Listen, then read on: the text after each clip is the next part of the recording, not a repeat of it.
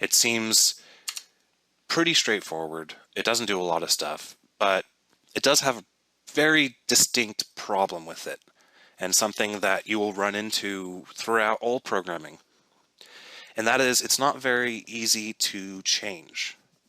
If I wanted to add a name for example, I would have to create a variable up here. I would have to say console.write enter name for.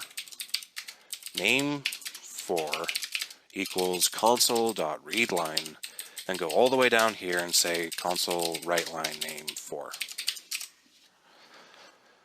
So that's a lot of code to add a very simple feature to the program. This pattern is very, very common in programming, where we have a lot of variables that share a type. Notice how these all share a type. They're all strings. They all contain text.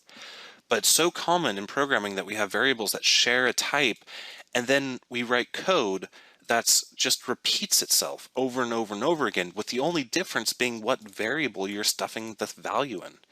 I mean, this happens so much in programming that there is a concept in programming, in virtually every programming language I've ever used, that allows us to do this in a very concise and abstract way that's very easy to change. And that's the concept of an array. So let's start off with let's try to implement this code with using a loop, but without using an array, because I know I'm about to write out a bunch of really, really invalid C#, but the really, really invalid C# is the code that I've seen a lot of people write in the past. And it's kind of like what people naturally try to, when presented with a problem like this, that's what they end up typing out. And it's wrong, but it's kind of good to see what people, how people approach this problem without arrays.